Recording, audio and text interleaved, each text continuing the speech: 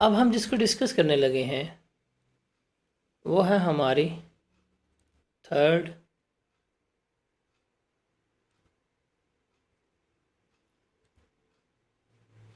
Schedule items, जिसको हम retail items कह रहे होते हैं। अब हम इसको जो है वो डिस्कस करेंगे कि थर्ड स्केड्यूल आइटम्स क्या होती हैं, रिटेल आइटम्स क्या होती हैं और बेसिकली इसमें फ़र्क क्या है वो हम डिस्कस करेंगे।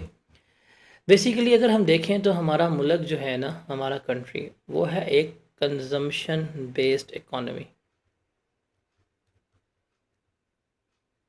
कि यहाँ पे लोगों ने गुड्स जो हैं वो कंज्यूम ही करनी है, यहाँ पे लोगों ने अशिया जो हैं इस्तेमाल करनी है। आप हर बंदे की इनकम को नहीं पकड़ सकते कि जी कौन कितने पैसे कमा रहा है, कौन कितने पैसे नहीं कमा रहा, आप इसको नहीं पकड़ सकते। भिखारी को नहीं पकड़ सकते, हॉकर्स हैं उसकी इनकम के ऊपर टैक्स नहीं ले सकते। तो आपको पता है कि अल्टरनेटिवली क्या है कि हम उनके कंजम्पशन के ऊपर जाके टैक्स ले सकते हैं। लेकिन आप खुद देखें, कंजम्पशन में भी इतनी प्रॉब्लम्स हैं टैक्स लेने के भी। अगर हम पूरी सप्लाई चेन की बात करते हैं, जो स्टार्ट होती है इम्पोर्टर से और जाती है एंड तक कंज्यूमर के ऊपर, इसमें जो लोग हैं वो रजिस्टर्ड ही नहीं है। मतलब आपकी गली मोहल्ले में जो दुकानदार बैठा हुआ है वो रजिस्टर्ड नहीं है, डिस्ट्रीब्यूटर रजिस्टर्ड नहीं है, मैन्युफैक्चरर जो हैं वो बड़ी मुश्किल से रजिस्टर्ड होते हैं। तो इस सप्लाई चेन में जिसमें गुड्स एंड कंज्यूमर तक पहुंच रही हैं, लोग जो हैं वही रजिस्टर्ड नहीं है। ये भी प्रॉब्लम है हमारे लिए। तो फिर क्या करें? मतलब टैक्स भी हमें चाहिए, कंजम्पशन पे चाहिए, इनकम लोग हमें बताते नहीं हैं, लोग यहाँ पे रजिस्टर्ड नहीं है, तो क्या किए, किस तरह से किया जाए? फिर यहाँ पे इन्होंने कहा यार देखा जाए हमारी सोसाइटी जो है वो कंजम्पशन बेस्ड सोसाइटी है, तो हम ना एक लिस्ट बना लेते हैं। और वो लिस्ट क्या है, इस लिस्ट में हम देखते हैं कि मोस्ट फ्रिक्वेंटली यूज्ड गुड कौन सी हैं जो हर बंदे ने इस्तेमाल करनी करनी है। इन्होंने फिर एक स्केड्यूल बना दिया जिसको रिटेल कहते हैं। अब इन्होंने कहा ठीक है, इसमें हम क्या करेंगे, ये जो गुड्स बिक रही हैं हम जाएंगे सीधा किसके पास, हम जाएंगे स्ट्रेट मैन्युफैक्चरर के पास। किसके पास जाएंगे? मैन्युफैक्चर के पास। मैन्युफैक्चर से कहेंगे कि मैन्युफैक्चर भाई, ये जो आप गुड ए बना के बेच रहे हैं, आप बताएं आप कस्टमर को कितने की चाहते हैं ये चीज़ बिके बिके। मैन्युफैक्चर कहता है कि मेरी ख्वाहिश है कि ये मेरा प्रोडक्ट ए जो है ये कस्टमर को 200 रुपये का मिले। Just take an example, estimated example है। वो क्या कहता है? 200 रुपये का बिके। वो कहते हैं ठीक है। अब मुझे मैन्युफैक्चर ही 200 रुपये की अमाउंट गिवन करता है ना, तो इस 200 रुपये में हर चीज़ जो है वो क्या होती है, शामिल होती है। इस 200 रुपये में हर चीज़ शामिल है। मतलब उसकी कोई भी फेडरल ड्यूटीज़ हो गई, प्रोविंशियल ड्यूटीज़ हो गई, कमीशन समीशन कॉस्ट, सब कुछ मिला के उसकी ख्वाहिश है कि जब कस्टमर आए, कस्टमर आके इस प्रोडक्ट को बाय करे, इस प्रोडक्ट को ख़रीदे, तो 200 रुपया पे करें। वो कहते हैं ठीक है। कहते हैं इसका मतलब ये है आपकी वैल्यू सप्लाई, इसके ऊपर आप कहते हैं ठीक है। तो कहते हैं इस 200 रुपये के ऊपर सेल्स टैक्स जो बनेगा वो बनेगा 36 रुपये, और टोटल बनेगा 236 रुपये। अब वो क्या कहते हैं डिपार्टमेंट वाले कहते हैं भाईजान,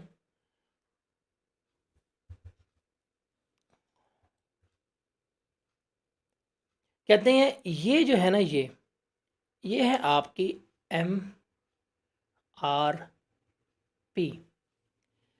MRP कहलाती है मैन्युफैक्चरिंग रिटेल प्राइस के। रिटेलर, ये जो मैन्युफैक्चरर है, ये चाहता है कि कस्टमर को ये गुड इतने की मिले। ये है इसके ऊपर सेल्स टैक्स। ये जब कस्टमर लेगा इतने की चीज़, तो कस्टमर इतना टैक्स पे करेगा, तो टोटल कितना कस्टमर पे करा? 236। ये कहेंगे मैन्युफैक्चरर को कि भाईजान ये वाली कीमत जो है ना, इसी फॉर्म में, इसी तरह आप अपने प्रोडक्ट पे क्या कर दें, पब्लिश कर दें, एम्बोस कर दें, इनग्रेव कर दें, लिख दें। ये क्या कराते हैं, अपने प्रोडक्ट के ऊपर लिखवाते हैं। और ये फिर कहते हैं जाके मैन्युफैक्चर को। अब देखें ये टैक्स 36 रुपये बनता है इस चीज़ के ऊपर। ये 36 रुपये टैक्स ना गवर्नमेंट आके किससे वसूल कर लेगी? गवर्नमेंट आके मैन्युफैक्चरर से ही वसूल कर लेगी। जैसे ही मैन्युफैक्चरर ने गुड्स बनाई, कहेंगे हाँ भाई इस गुड्स के ऊपर टैक्स बनता है 36 रुपये, वो 36 रुपये आके इससे लेके चले जाएंगे। वो कहेंगे कल को तुम्हारी गुड्स बिकनी है, कस्टमर आएगा, कस्टमर खरीदेगा, तो कस्टमर दुकानदार को पे करेगा 236 रुपये। वो घूमते घुमाते जब तुम्हारे पास आएंगे, तुम उसमें से ये 36 रुपये जो हम ही पे कर रहे हो, इसे क्या कर लेना, इसको साइड पे कर लेना, इसको अपने पास रख लेना। तो ये चीज़ जो है वो हमारी क्या कहलाती है, रिटेल आइटम का सबसे बड़ा फीचर कहलाता है। मतलब ये जो हम थर्ड स्केजुअल गुड्स पढ़ रहे हैं, इसका सबसे बड़ा फीचर क्या है कि इसके ऊपर टैक्स जो है, जैसे गुड्स बनी, मैन्युफैक्चर हुई, वो मैन्युफैक्चर ने टैक्स पे कर दिया हुआ है। अब जब मैं जाऊंगा महीने बाद, 2 महीने बाद मैं गुड्स लूँगा, मैं दुकानदार को पे करूँगा, दुकानदार पैसे मेरे से वसूल करेगा पूरे 236 रुपये, वो फिर पे करेगा डिस्ट्रीब्यूटर को, वो जाकर पे करेगा जाके अपना अल्टीमेटली जो भी मैन्युफैक्चर है उसको। तो जब मैन्युफैक्चर को ये अमाउंट मिल जाएगी तो मैन्युफैक्चर क्या करेगा, उसमें से ये रिकवर करवा के साइड पे कर लेगा। तो गवर्नमेंट क्या कर रही है, गवर्नमेंट टैक्स मैन्युफैक्चर से ले लेती है और बाद में जब कस्टमर अमाउंट पे करता है तो मैन्युफैक्चर उससे रिकवरी कर लेता है। तो इसमें सप्लाई चेन रजिस्टर्ड है या नहीं है, गली का असलम भाई रजिस्टर्ड है या नहीं है, वो सारा क्या हो जाता है, इररेलेवेंट हो जाता है, बिकॉज गवर्नमेंट को जो टैक्स की कलेक्शन है वो पूरी मिल रही होती है। तो आपकी लाइफ में कोई भी ऐसा प्रोडक्ट, कोई भी ऐसी चीज़ अगर आप लेक्चर ले रहे हैं, आपके इर्द गिर्द पड़ी होगी, जिसके ऊपर प्राइस लेबल इम्बोज्ड है, प्रिंटेड है, तो वो रिटेल आइटम में है, उसका टैक्स इसी तरह से पे हुआ होगा। उस पर बैच नंबर लिखा होता है कि इस बैच में इतनी गुड्स बनी थी, इतना टैक्स जो है वो पे कर दिया। तो इस तरह से क्या किया जाता है, इनके ऊपर टैक्स लिया जा रहा होता है। तो ये चीज़ जो है ये समझाने की हद तक इम्पॉर्टेंट है। बाकी इसका ट्रीटमेंट न्यूमेरिकली होगा, वो कैसे होगा वो हम बाद में जाकर डिस्कस करेंगे। तो अब हम जो डिस्कस करने लगे हैं वो है हमारी third schedule items. Retail items क्या होती हैं, क्या नहीं होती, इसके बारे में हम डिस्कशन करेंगे। तो सबसे पहले याद रखिएगा कि ये भी वो आइटम है जिनके ऊपर रेट जो है वो 18% ही चार्ज होगा। जो भी हमारा रेट है वो रेट कितना चार्ज होगा, रेट हमारा 18% के ऊपर ही चार्ज होगा, या रिड्यूस रेट भी चार्ज हो सकता है जो 8 स्केजुअल में गुड्स वगैरह मेंशन है। जैसे फॉर एग्जांपल जो मिल्क प्रोडक्ट्स हैं, ब्लू बैंड वगैरह हो गया, उनके ऊपर रेट जो है वो 10% वगैरह होता है। अब इनका सबसे बड़ा फीचर क्या है कि जो इस कैटेगरी में गुड्स फॉल कर रही होती हैं, इनका जो प्राइस है, जो इनका लेबल है, वो हमेशा प्रिंटेड होगा, एम्बोस्ड होगा, लिखा होगा, और वो अमाउंट जो है वो हम बताते हैं कि ये वैल्यू सप्लाई है, इसके ऊपर इतना टैक्स जो है वो चार्ज किया जाएगा। तो सारा कुछ मेंशन इसके ऊपर किया होता है। तो इसको याद करने की ज़रूरत आपको नहीं है, रट्टा मारने की ज़रूरत नहीं है। अब चूंकि रिटेल प्राइस है तो रिटेल प्राइस से रिटेलर आएगा। रिटेलर कौन होगा, फिर ये हमने डेफिनेशन नहीं पढ़ा था। तो रिटेलर वो पर्सन है जो बेसिकली जो एंड कंज्यूमर को, जो जनरल पब्लिक को कंजम्पशन के लिए गुड्स प्रोवाइड करेगा, और किस प्राइस के ऊपर, जो भी रिटेल प्राइस होगी, जो भी हम डिस्कस करके आए हैं उस कीमत के ऊपर जो है वो डिस्कस कर रहा होगा through their retail outlet, through their retail shops. वहाँ से जो कस्टमर को रिटेल प्राइस के ऊपर चीज़ें दी जाएंगी, तो उस बंदे को हम क्या कहेंगे, रिटेलर कह रहे होंगे। तो मोस्टली ये भी रीड ओनली है, इसको भी ऐसा रट्टा मारने की ज़रूरत नहीं है। उसके बाद है रिटेल प्राइस। अभी हमने डिस्कस किया क्या होती है। बेसिकली रिटेल प्राइस का मतलब वो कीमत है जो मैन्युफैक्चरर ने फ़िक्स की है। कौन फिक्स करेगा, जो मैन्युफैक्चरर है, मैन्युफैक्चरर ने फ़िक्स कर दिया, बिकॉज़ ये कहता है कि इस कीमत पे कस्टमर जो है मेरी गुड्स बाय करेगा, और ये उसको फिक्स करेगा, उसको प्रिंट करेगा, उसको बताएगा, लिख देगा कि यार ये कीमत हाथ से नहीं, प्रिंटेड फॉर्म में लिखी होगी, और जो कीमत वगैरह उस पर तो टैक्स होगा वो मैन्युफैक्चर पे कर देगा। बाद में वो किससे वसूल करेंगे, कस्टमर से वसूल कर रहे होंगे। और ये अथॉरिटी है मैन्युफैक्चर के पास, वो एक ही गुड की डिफरेंट रीजन्स के लिए प्राइस जो है वो डिफरेंट कर सकता है। ये भी मैन्युफैक्चर के पास पावर होती है। तो ये रिटेल प्राइस है। अभी हम पढ़ के आए हैं कि किस तरह लिखी जाएगी रिटेल प्राइस। रिटेल प्राइस लिखने का तरीक़ाकार जो होगा वो हमारा कुछ इस तरह से होगा कि हम यहाँ पे लिखेंगे मैन्युफैक्चरिंग रिटेल प्राइस, उसमें फिर प्लस होगा सेल्स टैक्स, और जो हमारे पास अमाउंट आएगी ये हम कस्टमर से ले रहे होंगे। तो इस तरह से हम क्या कर रहे होते हैं, उसको लेके चल रहे होते हैं, जो भी हमने एग्जांपल डिस्कस की। तो रिटेल प्राइस डेफिनेशन भी आपने जो है वो रीड ऑनली रखनी है। फिर एफबीआई के पास पावर है कि वो रिटेल ब्रांड्स के जोन डिटर्मिन कर सकती है, किस पे कितना टैक्स पे होगा, किस पे कितना टैक्स पे नहीं होगा, वो सारा कुछ डिटर्मिन कर सकती है। तो रिमेंबर जो रिटेल प्राइस है इसकी डेफिनेशन बहुत इंपॉर्टेंट इस पर्सपेक्टिव पे है, बिकॉज थर्ड स्केजुअल आइटम के ऊपर डिस्काउंट अलाउ नहीं होता, डिस्काउंट कभी भी अलाउ नहीं होता। बिकॉज अगर मैं इसकी बात करूं तो यहाँ पे आपने मैन्युफैक्चर से कह दिया कि चीज़ कितने की है, 200 रुपये की है, तो जब 200 रुपये की चीज़ है, इसके ऊपर 36 रुपये टैक्स जो है वो गवर्नमेंट को मिल चुका हुआ है, तो आप ये 200 की चीज़ कभी भी 190 की नहीं बेच सकते, डिस्काउंट कभी भी अलाउ नहीं होता। अब आपसे अक्सर माइंड में सर नहीं डिस्काउंट तो अलाउ होता है, हम जाते हैं हेड एंड शोल्डर जो है अगर वो 50 रुपये का है तो उसकी कीमत काट के उन्होंने 40 की होती है, तो वो डिस्काउंट किस चीज़ का है? तो रिमेंबर वो दुकानदार जो है वो अपने प्रॉफिट मार्जिन में अपनी कमीशन में डिस्काउंट दे रहा होता है, वैल्यू के ऊपर डिस्काउंट नहीं है। बिकॉज अगर वैल्यू ये है, इसके ऊपर टैक्स अगर ये बनता है तो गवर्नमेंट को टैक्स यही मिलेगा, रिटेल आइटम के ऊपर टैक्स में कोई किसी किस्म का डिस्काउंट नहीं मिलेगा। और दूसरा, इन आइटम्स को अगर हम सेल करते हैं, इनके ऊपर कोई किसी किस्म का फर्दर टैक्स भी चार्ज नहीं हो रहा होगा। तो बेसिकली ये चीज़ें जो हैं वो हम क्या कर रहे होते हैं, वो लेकर चल रहे होते हैं। तो रिमेंबर, आपके लिए सबसे इम्पोर्टेंट चीज़ क्या है इसमें? जो सबसे इम्पोर्टेंट चीज़ है इसमें याद करने वाली, वो ये है कि इसमें आपको डिस्काउंट अलाउ नहीं है, नो डिस्काउंट और नो फर्दर टैक्स। इस चीज़ को आपने भूलना नहीं है। ये चीज़ जो है, ये चीज़ हमेशा आपने याद रखनी है, ये कभी भी आपने भूलनी नहीं है। उसके बाद है टाइप्स ऑफ रिटेलर, कि हमारे पास रिटेलर्स की इकसाम कौन कौन सी है। एक है हमारे पास टीयर 1 रिटेलर्स और दूसरे हैं अदर देन टीयर 1। जो टीयर 1 रिटेलर्स हैं, इनके लिए रजिस्टर्ड होना लाजमी है, ये सेल्स टैक्स में रजिस्टर्ड होंगे और इनके लिए रजिस्टर्ड होना लाजमी बिल्कुल भी नहीं है। तो ये भी डेफिनेशन है, पढ़ने की हद तक याद इसको भी रखना। अब टीयर 1 रिटेलर्स में कौन कौन से रिटेलर्स आएंगे वो देखते हैं। कोई भी ऐसा रिटेलर, कोई भी ऐसा दुकानदार जो नेशनल चेन ऑफ स्टोर या इंटरनेशनल चेन ऑफ स्टोर के तौर पे काम कर रहा है, उसके लिए रजिस्टर्ड होना लाजमी है। जैसे आप बात करते हैं मेट्रो की, आप बात करते हैं कारफूर की, या बात करते हैं इम्तियाज़ की, बंदू खान वगैरह हो गया, मालमो, तहज़ीब, ये सारे जो हैं, ये अगर आप एक चेन के तौर पे काम कर रहे हैं तो आपके लिए क्या होना होगा, रजिस्टर्ड होना लाजमी होगा। इवन आप इनके पास जाएं, आप इनसे शॉपिंग करें, लिखा होता है कि ये हमारा STRN है, ये प्रॉपर इनवॉइसिंग है, तो ये लोग रजिस्टर्ड होते हैं। अब ये रजिस्टर्ड हैं तो proper output tax, proper input tax का ये हिसाब किताब जो है अपने पास रख रहे होते हैं। उसके बाद वो तमाम रिटेलर, वो तमाम दुकानदार जो किसी भी एयर कंडीशन प्लाज़ा में, एयर कंडीशन शॉपिंग मॉल में काम कर रहे हैं, वो भी टीयर 1 में फॉल करेंगे। और इन टीयर 1 में जो भी हैं उनको रजिस्टर्ड होना लाजमी है। हाँ, जो प्लाज़ा वगैरह में काम कर रहे हैं वो रजिस्टर्ड तो होंगे, एक्सेप्ट कियोस्क्स, जो खोखों में काम कर रहे हैं वो रजिस्टर्ड नहीं होंगे। अब कियोस्क्स का मतलब क्या है? फॉर एग्ज़ाम्पल, कभी आप एम्पोरियम जाएँ या पैकेजेस जाएँ या डॉलमेन जाएँ या सेंटोरस जाएँ, तो उनके वॉकअवेज़ में काउंटर्स भी लोगों ने लगा के बैठे हुए हैं। वो जो काउंटर्स लगा के बैठे हुए हैं वो भी तो उस प्लाज़ा में काम कर रहे हैं, बट उन काउंटर्स वालों को रजिस्टर्ड होने की ज़रूरत नहीं है।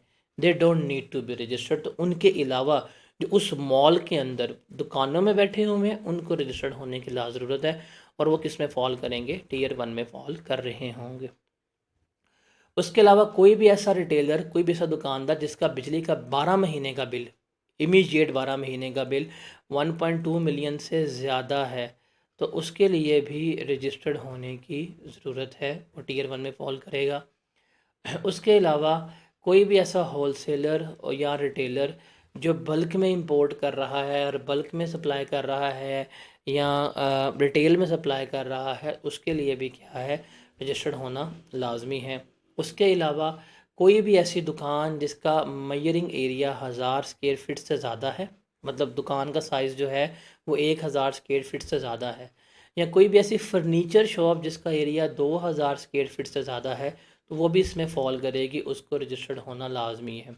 या कोई भी ऐसा दुकानदार जिसने पॉइंट ऑफ सेल मशीन लगाई हुई है, मतलब point of sale machine computerise उसने लगाया हुआ है, और वो डेबिट कार्ड के ज़रिए या क्रेडिट कार्ड के ज़रिए पेमेंट भी एक्सेप्ट कर रहा है, तो इसके लिए भी रजिस्टर्ड होना लाजमी है। या इसके अलावा FBR किसी भी बंदे को कह दे कि आपने रजिस्टर्ड होना है, तो इनको रजिस्टर्ड होना पड़ेगा।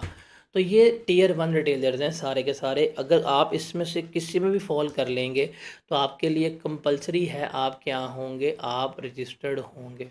आपके लिए क्या हो जाएगा, रजिस्टर्ड होना लाजमी हो जाएगा, कंपलसरी हो जाएगा। अब वो कौन कौन से हैं? आप किसी नेशनल इंटरनेशनल चेन स्टोर में काम कर रहे हैं, किसी मॉल में हैं, बिजली का बिल 12 लाख से ज़्यादा है, आप होलसेलर हैं या रिटेलर हैं, आप बल्क में बेच खरीद के बेच रहे हैं, शॉप का साइज़ 1000 स्क्वायर फीट से ज़्यादा है, या अगर आप पॉइंट ऑफ सेल मशीन के तहत पेमेंट एक्सेप्ट कर रहे हैं, या कोई भी पर्सन जिसका पेड ने जस्ट स्पेसिफाई कर दिया है, इन लोगों का रजिस्टर्ड होना लाजमी है। अब चूँकि ये रजिस्टर्ड होंगे तो ये पूरा सेल्स टैक्स को जो है वो फॉलो करेंगे, मतलब ये फॉलो करेंगे सारा इनपुट टैक्स का प्रोसीजर, सारा आउटपुट टैक्स का प्रोसीजर जो है, ये ईच एंड एवरीथिंग जो है वो फॉलो कर रहे होंगे। फिर इस आते हैं इसके अलावा रिटेलर्स, वो हैं हमारे गली मोहल्ले के दुकानदार। अब आप देखें, ये जो लोग हैं ना, ये तो रजिस्टर्ड हो रहे हैं, आउटपुट मेंटेन कर रहे हैं, इनपुट मेंटेन कर रहे हैं, अपने आउटपुट पे से इनपुट टैक्स भी लेस करवा रहे हैं। अब एक ये भी दुकानदार हैं, एक वो दुकानदार हैं जो हमारे गली मोहल्ले में रहते हैं, मतलब हमारे जो गली मोहल्ले के असलम भाई हैं, हाफिज़ साहब हैं, हाजी साहब हैं, इन्हें दुकानें खोली हुई हैं। अब ये लोग कहते हैं जी वो तो बड़े बेवकूफ़ हैं, मॉल में बैठे हुए हैं, वो सेल टैक्स पे करते हैं, हम तो पे करते ही नहीं हैं। वो कहते हैं सब्र करो, ये लोग जो रजिस्टर्ड नहीं हैं, जो टीयर 1 में फॉल नहीं कर रहे, इनको सेल्स टैक्स तो इनको लग रहा है पे नहीं कर रहा, बट इनसे सेल्स टैक्स कैलकुलेट किया जाता है और वो इनके बिजली के बिलों में से निकलवा जाते हैं। दुकानदार है, मीटर लग गया कमर्शियल का, अब इसके बिजली के बिल में एक्स्ट्रा टैक्स जो है वो शामिल किया होगा। कैसे? कि कोई भी रिटेलर जिसका बिजली का बिल 20,000 तक है, तो उसके बिजली के बिल में 5% जो है फर्दर टैक्स चार्ज किया गया होगा। या कोई भी ऐसा रिटेलर जिसका बिजली का बिल 20,000 से ज़्यादा है, तो उसके बिजली के बिल में 7.5% जो है फर्दर टैक्स वो शामिल किया गया होगा। तो इस तरह से इनके बिजली के बिलों में टैक्स वगैरह जो हैं वो शामिल होते हैं। तो जो इलेक्ट्रिसिटी सप्लायर है जो इनको बिजली वगैरह बेच रहा है, वो इनसे टैक्स लेगा और ये सारा टैक्स किसे पे कर देगा? गवर्नमेंट को पे कर रहा होगा। अब इन लोगों को लगता है अब इन लोगों को लगता है कि ये कोई किसी किस्म का टैक्स जो है वो पे नहीं कर सकते। इनको लग रहा है कि ये कोई किसी किस्म का टैक्स जो है वो पे नहीं कर सकते, बट इनके साथ हो क्या रहा है? इनके साथ हो रहा है कि 18% इनके बिजली के बिलों में नॉर्मल जीएसटी जो है वो शामिल किया गया है, प्लस ये फर्दर टैक्स जो है 4% है, 3 नहीं है 4% है। क्योंकि ये अनरजिस्टर्ड होते हैं तो 4% ये भी शामिल होते हैं, और प्लस अगर इनका बिजली का बिल यहाँ तक है तो 5% टैक्स ये भी शामिल होगा। तो एक वो रिटेलर हाजी साहब, असलम साहब जो अपने गली मोहल्ले में बैठे हुए हैं, तो ये 27% टैक्स पे कर रहे हैं। वाइल ऑन अदर हैंड जो बंदा रजिस्टर्ड है, जो रिटेलर वहाँ पे आ रहा था टीयर 1 में, वो जस्ट 18% पे कर रहा होता है, और वो क्लेम भी कर सकता है, और ये कभी भी क्लेम नहीं कर सकते। और अगर इसमें फॉल कर रहे हैं तो फिर ये 29.5% अपने बिजली के बिल में टैक्स पे कर रहे होते हैं। अगर बिजली का बिल बढ़ता गया तो इनका टैक्स भी जो है बढ़ता जाएगा। तो इनको लगता है कि इनसे टैक्स गवर्नमेंट नहीं निकलवा रही, बट इनसे गवर्नमेंट जो है वो अच्छा खासा टैक्स कैलकुलेट करवा रही होती है, वसूल कर रही है, और ये अपना ही टैक्स एडजस्ट भी नहीं कर सकते। तो ये चीज़ हमने इसको ज़रा याद रखना है। अब उसके बाद ये लिस्ट है, इस लिस्ट को आपको याद करने की ज़रूरत नहीं है, ये लिस्ट आपकी रीड ओनली है, बिकॉज पेपर में बताया जाएगा कि यार ये थर्ड स्केड्यूल आइटम्स हैं, ये पेपर में हमेशा बताया जाता है। अब थर्ड स्केड्यूल में इसमें कौन कौन सी आइटम्स फॉल करती हैं उसको देखें। तो इसमें सिगरेट्स आते हैं, जूसेस हो गए, आइसक्रीम हो गए, सिरप्स, एडिटेड वाटर बेवरेजेस आ गई, मिनरल वाटर आ गए, detergent, shop, shampoo, toothpaste, shaving cream, cosmetic, shoe polish. अब ये कॉस्मेटिक के साथ शू पॉलिश आया है तो ये अनइंटेंशनली है, कोई ख़वातीन माइंड ना कर जाए कि आप हमारे कॉस्मेटिक और शू पॉलिश है, ये टोटली अनइंटेंशनली हुआ है। फिर टी, पाउडर ड्रिंक्स हैं, मिल्की ड्रिंक्स हैं, टॉयलेट पेपर्स हैं, स्पाइसेस जो ब्रांड नेम में बिक रही हैं, सीमेंट्स वगैरह आते हैं, फर्टिलाइज़र्स हैं, हाउस होल्ड इलेक्ट्रॉनिक गुड्स हैं, गैस अप्लाइंसेस हैं, फॉर्म प्रोडक्ट्स हैं, पेंट, लुब्रिकेटिंग ऑयल्स हैं, मोटरसाइकिल टायर, बिस्किट, ये सारा कुछ थर्ड स्केड्यूल में फॉल कर रहा होता है। उनका टैक्स इसी तरह गवर्नमेंट जो है वो कैलकुलेट करवा रही होती है। तो ये लिस्ट याद करने की आपको ज़रूरत नहीं है, पेपर में बताया जाएगा कि यार ये आइटम रिटेल आइटम है, रिटेल या थर्ड स्केड्यूल का नाम मेंशन होता है। तो इन सब के ऊपर 18% टैक्स पे होता है। इसके अलावा हमारे पास आती हैं ये वाली सप्लायर्स, इनके ऊपर टैक्स 18% चार्ज नहीं होगा, बल्कि इनके ऊपर टैक्स होगा 25% चार्ज।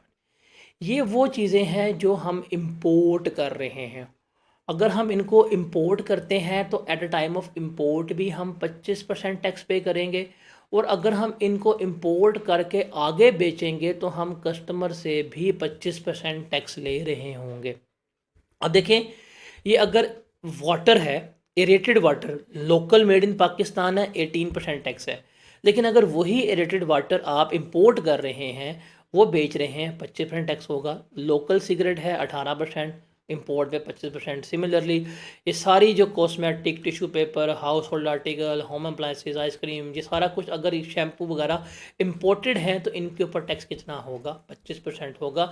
पेपर में आपको भी मेंशन किया जाएगा कि वो जो रिटेल आइटम की बात कर रहा है वो लोकल है कि इम्पोर्टेड है। रिमेंबर, अगर लोकल होगी तो 18% है, अगर इम्पोर्टेड होगी तो कितना रेट चार्ज हो रहा होगा? 25% रेट जो है वो चार्ज हो रहा होगा। जैसे कन्फेक्शनरी आइटम है, जिसे बेकरी आइटम कहते हैं। व्हीकल्स इंपोर्ट करते हैं जो सीबीयू फॉर्म में, मतलब बनी बनाई व्हीकल है। बाथरूम वेयर्स हैं, कारपेट्स हैं, शैंडलियर्स हैं। ओम शांति ओम में शांति प्रिया का झूमर जो गिर रहा होता है वो, chocolates, cornflakes, dog and cat food, door window frame, fish, footwear, ये सारा कुछ जो है वो इसमें हम लेके चल रहे होते हैं। तो इनको अगर हम बेचेंगे, इनको सप्लाई करेंगे, ख़रीदते हुए भी और बेचते हुए भी, इसके ऊपर रेट जो है वो कितना लग रहा होगा? 25%। तो ये आपको याद करने की ज़रूरत नहीं है, that will be enough, paper में आपको बताएगा। हाँ, उसके बाद ये लोकल मैन्युफैक्चर व्हीकल हैं, इनके ऊपर टैक्स 25% चार्ज होगा। कब? जो एसयूवीज़ हैं, जैसे टुसॉन हो गई, या एमजी की गाड़ियाँ आ गई, या स्पोर्टेज आ गई, इनके ऊपर 25% है। वो तमाम व्हीकल जिनकी इंजन कैपेसिटी 1400 सीसी से अबव है, उसके ऊपर रेट 25% है। जो लोकल मैन्युफैक्चर डाले होते हैं उनके ऊपर रेट जो है वो भी हमारा 25% है। तो ये भी आपको पेपर में गिवन होगा। So that was all about retail items, कि ये रिटेल्स होती हैं और इस तरह से हम इसको लेके चल रहे होते हैं। तो इसमें स्केजुअल याद करने की ज़रूरत नहीं है। और रिटेल में सिर्फ जो आपके लिए इंपॉर्टेंट चीज़ है वो ये कि इन पर डिस्काउंट अलाउ नहीं होता और इनके ऊपर फर्दर टैक्स नहीं होता, और इम्पोर्टेड रिटेल आइटम्स 25% के ऊपर हैं और लोकल जो है वो 18% के ऊपर है। यही चीज़ जो है वो आपने याद रखनी है। इसके अलावा और कोई फर्दर चीज़ आपको याद रखने की ज़रूरत नहीं है।